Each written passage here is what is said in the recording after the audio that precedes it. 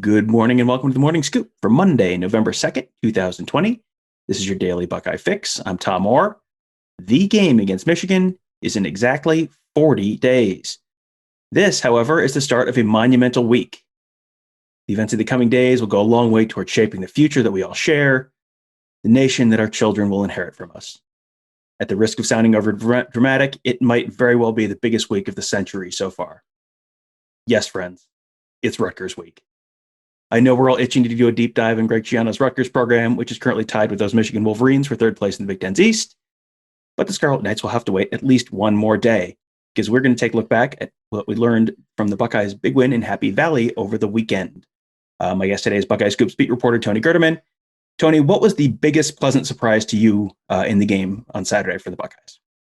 I think the run defense and the way they contained Penn State's running backs and mostly Sean Clifford. Clifford rushed for 119 yards the week before in the loss to Indiana. And they tried to run him a little bit in this game, and Ohio State really defended that read option very well. I think he had, 18 carries for about 5 yards, something of that nature, and thanks to many sacks in there as well. But just the way they contained the running game, they rushed for -2 yards in the second half. And while the passing game picked up for Penn State, the running game certainly did not. And I think we know if you can't run the ball, it's going to be really hard to win. And Penn State couldn't, because that Ohio State defensive line, where we had concerns about the interior, and those concerns were answered, at least in this game, with Tommy Togiai and Haskell Garrett. We got to see Teron Vincent back. Jerron Cage even had a play in there. And so, yeah, that was the biggest takeaway, just that run defense, because if you can't defend the run, you can't win. And Ohio State showed this week that they certainly could. The defensive front definitely was, I think, to me, the big pleasant surprise for Ohio State, because that was, especially the interior, that was something I think we came into the season thinking this is the biggest potential looming issue, and what would teams do, and would they get gashed in the run game against better opponents? And the answer at least on Saturday, was nope, not even a little bit. Now, the back end of that defense, there might be some concerns there. Was that your biggest concern coming out of that game? I mean, there wasn't a whole lot to be that worried about on the offense. So I would guess that the second half, especially pass defense, was maybe the biggest question mark for Ohio State coming out of that game. Yeah, and in the first half, they gave up around 29 yards passing. I think Clifford was 2 for 7 for 27 or something like that, 29. And then just lit them up in the second half for over 250 yards through the air. And yeah, you saw, Marcus Williamson missed, he did some things in Hooker, and Seven Banks had his issues. And then, of course, when Sean Wade starts having his issues, then you're like, whoa. And I think you credit a lot of that to the athleticism and sheer playmaking of Jahan Dotson, who caught three touchdown passes, had 144 yards receiving on 8 catches. So give him some credit. And much of his damage came on those 2 consecutive plays against Wade, one which was very well defended, and the other, some may call a push off, but it was still a great individual play to catch it and then turn it into a touchdown. But yeah, I don't think anybody leaves this game thinking or feeling better than when they went in about the secondary. And we know there are questions there, and I don't know how many of those questions have been answered. In fact, there seems to be more questions now. I kind of walked out of that stadium Saturday night thinking, I didn't see anything that made me think this wasn't a team that was going to play a 52-45 kind of game in a potential playoff semifinal against Alabama or Clemson or whoever they end up facing at that point. That could be a real high point affair. And the good news for Ohio State is that Charles Clicken offense that would be able to put up 52 points if they do have to play a 52-48 kind of game. The running game was okay. It wasn't spectacular, but it was certainly better. The offensive line was better. But we talked going into the game, the tackles. Could the tackles hold up against Shaka Toney and Jason Owe, the defensive ends for Penn State? And Pro Football Focus College came out and graded them and said 0 quarterback pressures allowed by the 2 tackles. That's pretty darn good. And if the tackles can play at that level, that really raises the bar for what this Ohio State offense could be this year. Well, and we both said going into that game that if Nicholas Petit-Frere and Thayer Munford win their matchups, then how does Ohio State lose? And Mark Givler on the pregame show said, they don't lose. And we saw that, and they were fantastic yet again against the two best defensive ends they've faced this year, and maybe the two best defensive ends they'll face until the postseason. No offense to the Michigan defensive ends of Kwity Paye and Aiden Hutchinson, who his parents believe should be compared to Bosa. But we can talk about that later, Tom. That's maybe some foreshadowing, perhaps. But the way those two played outside, protecting Justin Fields, giving him time, and it's not like he had a lot of time because he was starting to get close to being hit at times and still stood in there like nothing mattered. And just the way he's so comfortable back there. And we talked before the game, like he's perfectly fine being patient. And so to think that he wouldn't just be happy dinking and dunking and taking 6 yards and 4 yards, that's wrong. I was charting his passing, like first, second, third, and fourth down. His first down passes 5 yards, 7 yards, 8 yards, 6 yards, 1 yard, negative 4 yards, 4 yards. Like he's okay just picking up 5 yards on first down, because then you can do anything on second down. And boy, did they do anything on second down. He was 11 for 14 for 181 yards on second down in that game. And when you get 4 or 5 yards on first down, whether it's the run or the pass, then you can do whatever you want on second. And that's what makes this offense so dangerous, because you don't know what they're going to do. And whatever they want to do is probably going to work. And with as many receivers as Ohio State has, one of them is going to be open. I mean, they have Garrett Wilson, Chris Olave, Jeremy Rucker, Jamison Williams, Teague or Sermon coming out of the backfield, one of the true freshman receivers when they're in. I mean, one of those guys, if Fields has 5 seconds back in the pocket, one of those guys is going to come open. You're not going to, no one has good enough defensive backs to cover all of those guys for 5-6 seconds every single time. That just doesn't work. I wonder, Mark and I were talking in the car on the way home. I wonder if you're going to start seeing teams try and blitz him and just, recognize, like, look, if you sit back, he's just going to sit there and pick you apart, and he doesn't make mistakes, and he doesn't rush things. He doesn't. So maybe you blitz him and you try and just get, try and, then you only have to cover 2-3 seconds. Maybe you pick him off.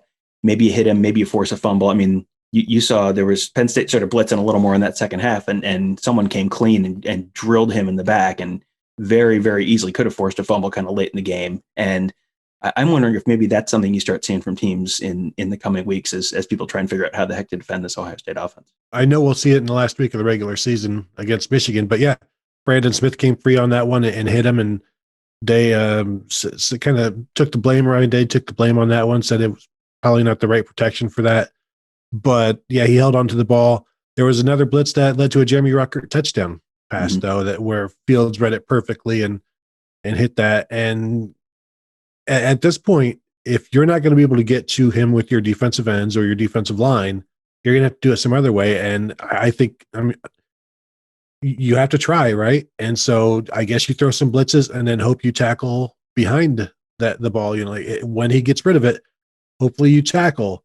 But that's the problem with this offensive line and this quarterback and these receivers is, you've got to, there's no easy way. There's no good way to stop them. And so you sort of have to put yourself in harm's way to make things happen. And it may work sometimes, and sometimes it may lead to a 6-yard slant pass that goes 76 yards. And I guess you just have to be happy with that. Or not happy with that, but understand that those are the risks with trying to stop this Ohio State offense. Or you can just sit back and hope you can score 52 points while Ohio State scores 51. Yeah, this does not seem like an Ohio State team that's going to get shut out at any point this year. So you've either got to, you think you just kind of have to make your peace with, you're going to give up. If you play great, you're probably going to give up 28 points against this Ohio State offense. Like, maybe if you play great and you get a little help from the weather, you're going to give up 28 points to this Ohio State offense. So just got to kind of make your peace with that and find a way to limit the damage one way or the other. Coming out of that game on Saturday, Ohio State did have a couple injury questions that people may want updates on. One of them, Ryan Day said after the game that Blake Hobbield, the starting kicker, had a groin issue. Backup Dominic DiMaccio filled in on kickoffs that all night. He was 1 of 2 on field goals, 3 of 3 on extra points. So, I mean, my guess would be if they don't feel like they need their starting kicker against Rutgers, maybe you give Blake Hobbield a week off, maybe 2 weeks off. They do have Jake Siebert, who is on the roster. He is a true freshman, so he's a possibility as well, in addition to DiMaccio. The other guy that may be a little bit more of a longer term thing is cornerback Cameron Brown. He had to be carted off the field. We did not get any official word. I think everyone probably has their speculations on what the issue might be there. But safe to say that did not look like the reaction of someone who was going to be back on the field in a week. So if Brown is out for a while, how do the Buckeyes fill his role in that defensive backfield? That's a really good question. And he's a guy who was their number 3 corner behind Shaun Wade and Sevyn Banks, and also played in the slot and some nickel downs, nickel packages. So yeah, I assume Marcus Williamson will just see the field more, but they'll need somebody to step up as that number 3 corner. And is it Tyreek Johnson, the redshirt sophomore, who was maybe the number 4 corner last week and got some playing time? Do you go to Ryan Watts? We know Legend Cavazos, the other freshman, is also out. So they are thin there. Assuming Legend Cavazos will be out this week. Ryan Day has not said anything about it other than he's out, and you wouldn't expect him to come back and then be suddenly inserted into the lineup anyway. And so there's true freshman Ryan Watts. We saw some true freshman safety Lathan Ransom late in the game. Redshirt freshman Ronnie Hickman as a safety.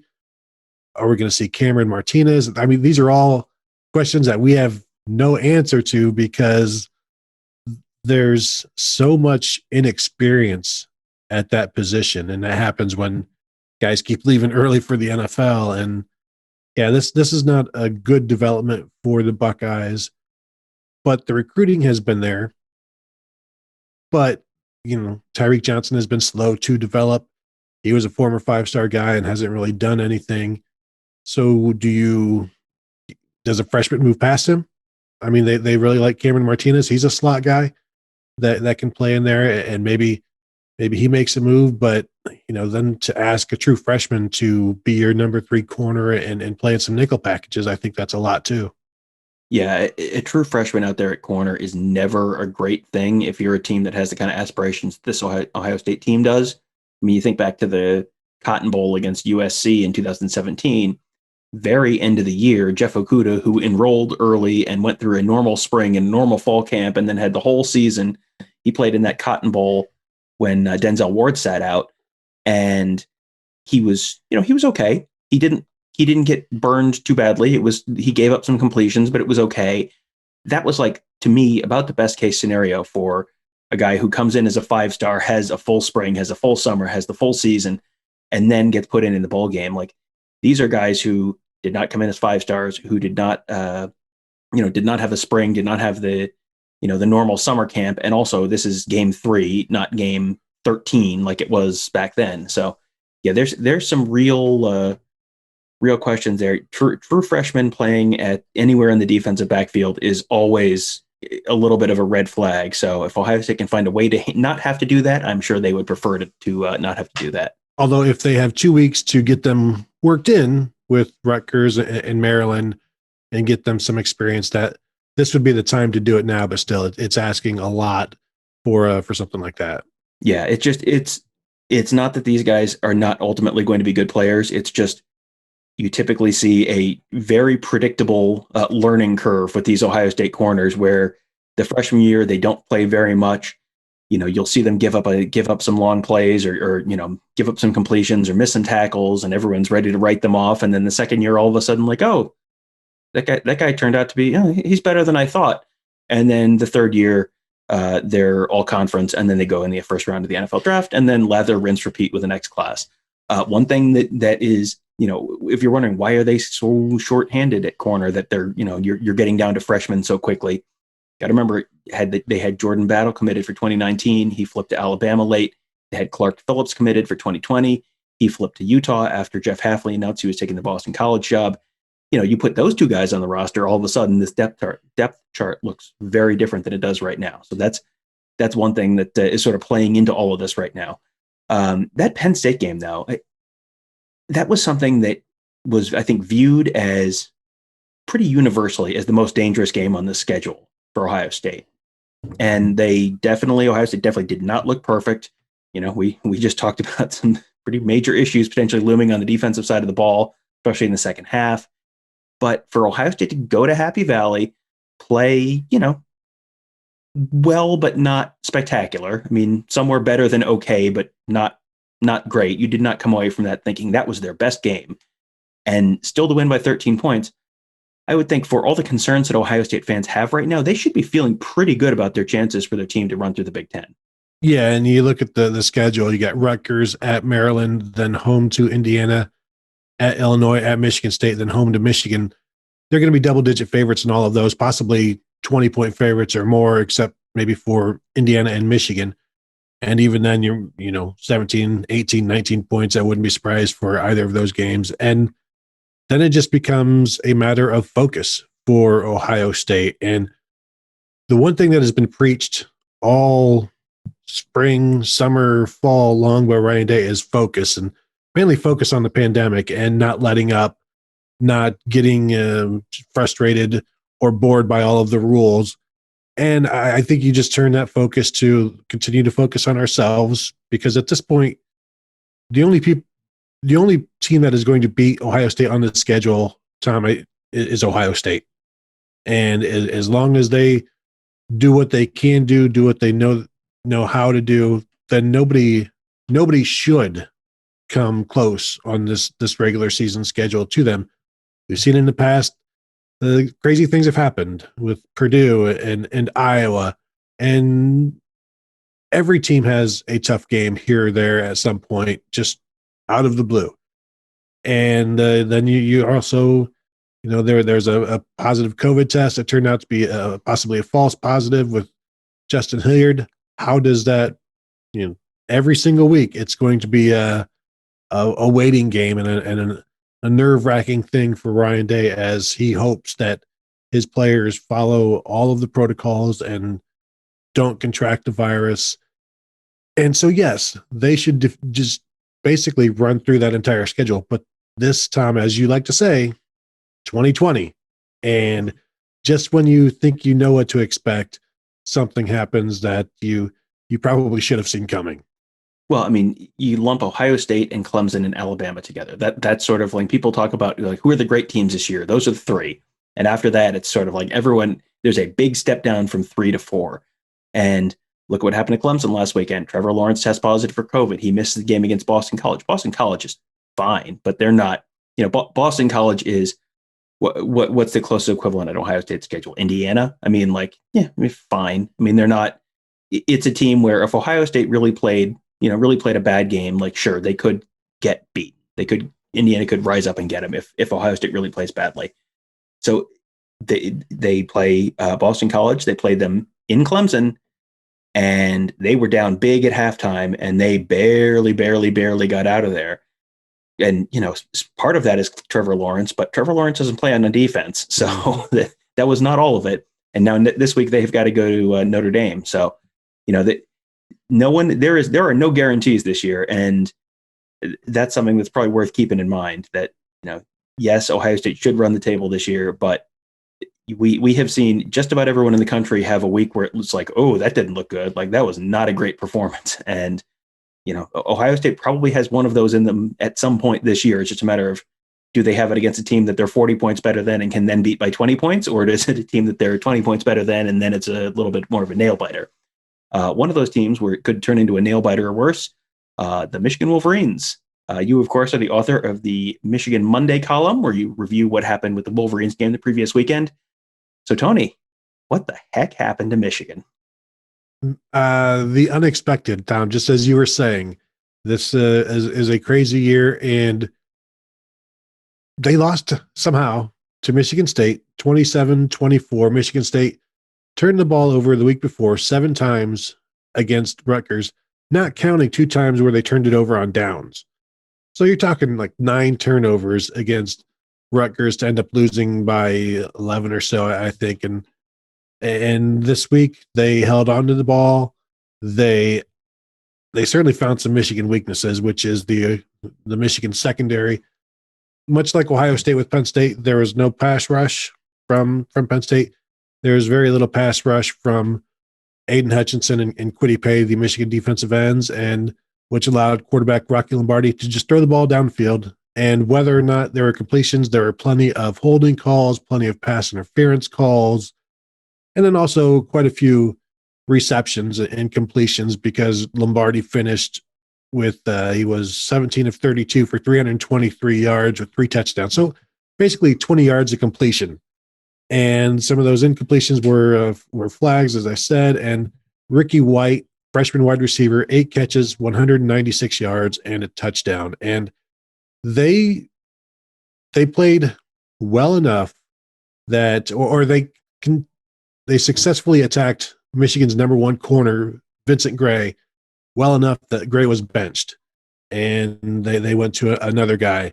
And when your best corner gets toasted and benched and can't keep up with a true freshman, boy, that's a bad sign. And when there's no safety help anywhere in the vicinity, that's an even worse sign. And now, Tom, I want you to imagine this Michigan pass defense trying to defend Chris Olave, Garrett Wilson, Jamison Williams, Jackson Smith and Jigba, Jeremy Rucker, and so on and so forth.